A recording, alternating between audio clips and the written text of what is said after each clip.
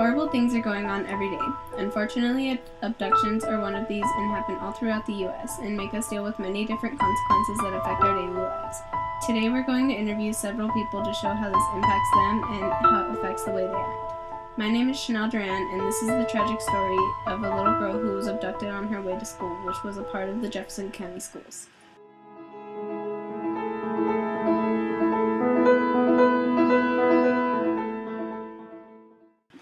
On October 5th, 2012, a 10-year-old girl was abducted on her way to school. 5 days later, her body was found dismembered in an open area.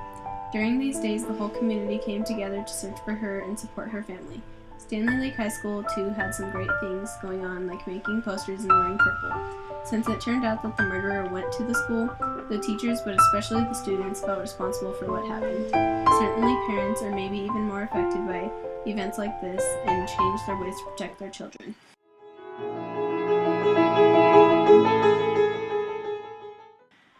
Christopher Collins, one of the security guards at Stanley Lake High School, has 3 children who are 35, 10, and 7. This affected him in both his job and in being a parent. In security, it heightened our awareness of what's going on around in the neighborhood and with the students, what we have to do to get students help, what we have to do to keep parents a little bit more at ease. At home with my 10-year-old boy, it affected him very much because she's the same age and same grade. So there was a ton of questions. A lot of them I didn't want to answer, and a lot of them I did answer, and even the ones I didn't answer, I did answer.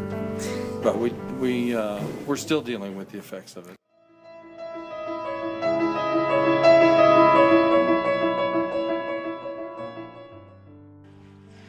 Happenings like this make parents like Christopher Collins change their household rules to keep their children safe. He doesn't get to play in the front yard anymore.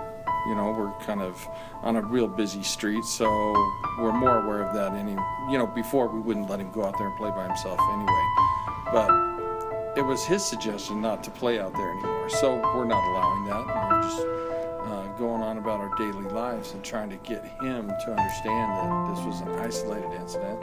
However, it's something we need to be aware of too.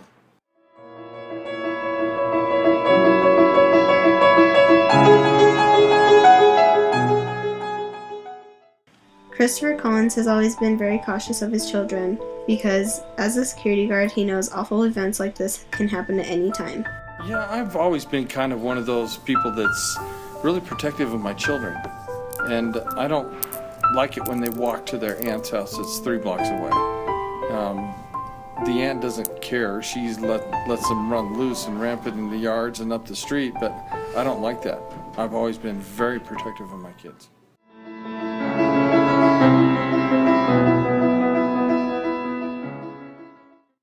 As a member of the community, he was shocked.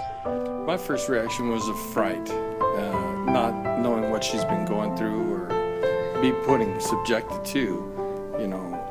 As a parent, it raises a lot of questions. And I was in law enforcement for 27 years, so I know the other end of it as well, what the police have to do and the investigation, how that goes.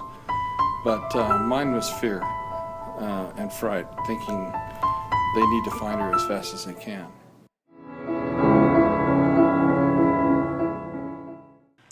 Once he found out that the murderer attended Stanley Lake High School, he had many different feelings about it. It was a little bit of surprise and shock that somebody walking amongst us had that capability or ability to do that. It's just, you would think that somebody that would do that would be an older individual that's done it before.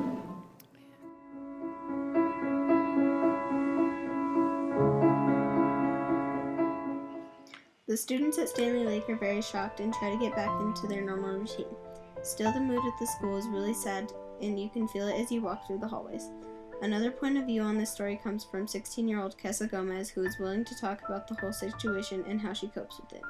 But according to her, she's not scared, just more cautious about her surroundings. Kind of like things like if I get in my car, like I lock the doors, like when I'm driving. As before, I was like, yeah, well, this door's open. But I don't know, I pay attention to my surroundings more than I did before. And I guess, you should always pay attention to your surroundings, but just something coming up like this kind of makes you think.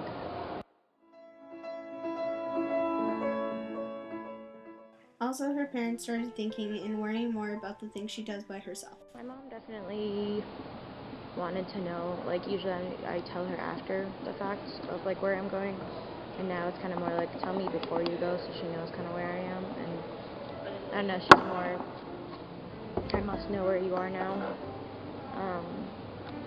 And also things like, oh well, you can't go running at night anymore, and if you do, you need to take the dog or your brother or someone else.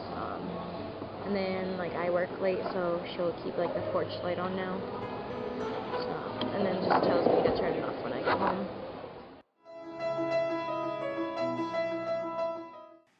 Of course, Kessa was shocked about the murderer walking the same halls as her, but she also recognized the positive part of the community coming together to support the family and to help find the girl. On the other hand, she had criticism about the attention that was given to the girl. I definitely supported it. My issue with it was not like the support she was getting, because I loved how everyone came out, and I mean, I personally did stuff as well to help support her. My only issue with it is just that I wish that all cases would get that same amount of support from the community and from officers. But I definitely did go out and support it and did the little things that I could, and some, I don't know, I kind of feel like if the community would have looked as hard as they did for her, for other kids, that we would have find more kids. So a lot of cases, they don't look as hard as they did for her. So do you think that's unfair? I do. I definitely do.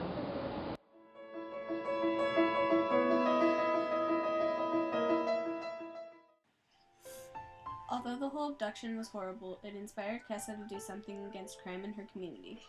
She created a club whose first meeting was the 31st of October. Currently I'm working on an Interact Club, which is a volunteer-based club, which it's like a branch off of Rotary, which is just like an international volunteer-based organization pretty much. And what I'm trying to do is establish like safe routes where high school kids are going to go and help elementary kids walk to and from school. And one of the schools we're going to start out is WIT. And then later on we're hoping to kind of add in like safety classes and stranger danger classes.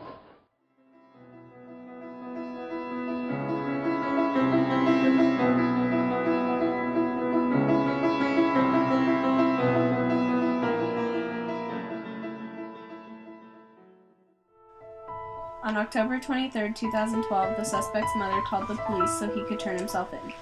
On October 24th, he was arrested by the police and had his first appearance in court one day later. Stanley Lake High School slowly returns to their everyday life, but it changed the students, the teachers, and their awareness of crime in their community.